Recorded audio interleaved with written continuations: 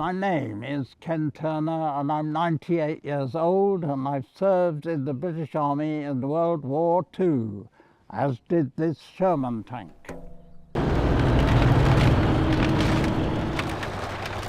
The sound of metal crushing under tank treads might be one of the most satisfying sounds I've heard of late. A 97-year-old British Army veteran just climbed into a Sherman tank and drove it straight over a gleaming Tesla. And he isn't just creating viral content, he's making a statement that spans generations. I'm old enough to have seen fascism the first time around.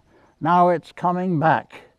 Elon Musk, the richest man in the world, is using his immense power to support the far right in Europe. And his money comes from Tesla cars. Let's be clear about what's happening here. A man who literally fought Nazis is so alarmed by what he's seeing from Musk and so many people alive today that he felt compelled to crush one of Musk's products beneath a tank. This isn't just symbolic, this is viscerally powerful, the weight of history literally crushing the present. And of course, there's something quite poetic about it being a Sherman tank. A machine built specifically to fight fascism in World War II, now repurposed to make a statement about modern resurgence. Well, we all know why this absolute legend would draw this parallel. What has Musk done to warrant comparison with such a dark chapter in history? Musk has enthusiastically endorsed Europe's most extreme right-wing parties. In Germany, he backed the AfD, a party so radical that Germany's domestic intelligence service has placed parts of it under surveillance for extremism. In France, he championed Marine Le Pen's National Rally, a party founded by her Holocaust-minimizing father. And let's not forget about Musk's own behaviour, his Nazi-like salute at Trump's inauguration celebration in DC. His amplification of anti-Semitic conspiracy theories, his platform X becoming a cesspool of hate speech since he took over, his enabling and championing and even financing of the fascistic qualities of Trump. I love Tesla! Well, I've got this message from Mr. Musk.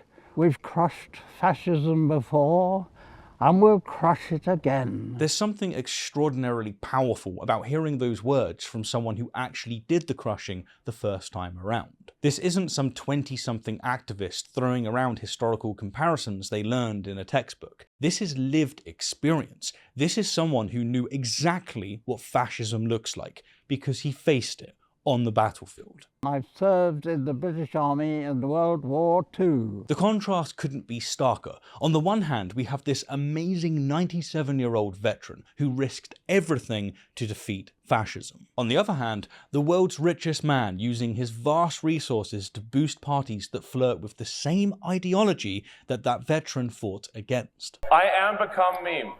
Now personally, especially with the election of Trump and a swing to the right in general, a lot of MAGAs have come out of the wood. I've noticed there's a lot more, say, people with fascistic qualities in and among us than I wanted to even admit was possible. But the veteran isn't alone in his disgust. Tesla sales have plummeted across all of Europe. In Sweden alone, sales have collapsed by nearly 81%, while in the Netherlands they've plunged almost 74%. Denmark isn't far behind, experiencing a drop of over 67%. Meanwhile, in France, Tesla's market has shrunk by about 59%. And even in Germany, home of Tesla's flagship European factory, sales have fallen by nearly half, down 46%. The UK is also turning its back on Musk, with sales dropping 62%. Europeans are voting with their wallets, rejecting Musk's brand as he embraces the continent's most extreme politicians. It's almost as if Europeans, many of whom had grandparents who lived and fought against fascistic horrors, recognize the warning signs better than most. And what makes this protest particularly striking is its perfect symmetry. A Tesla, a symbol of supposed forward-thinking innovation, crushed beneath the weight of a Sherman tank, symbol of humanity's greatest struggle against tyranny.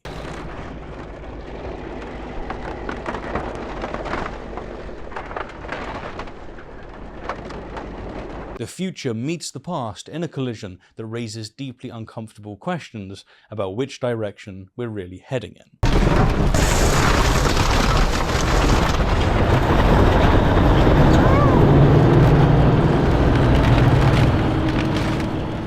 Because make no mistake, we are still very much in the throes of this fascistic uprise. So while Musk tweets away endorsing politicians who would have been unmentionable in polite society just a decade ago, this 97-year-old veteran reminds us of the stakes. He knows exactly what happens when extremism goes unchecked, when hatred is normalized, when powerful figures lend their support to dangerous ideologies. He's done it before, he's got the t-shirt, and he's warning us now. So let's go, shall we?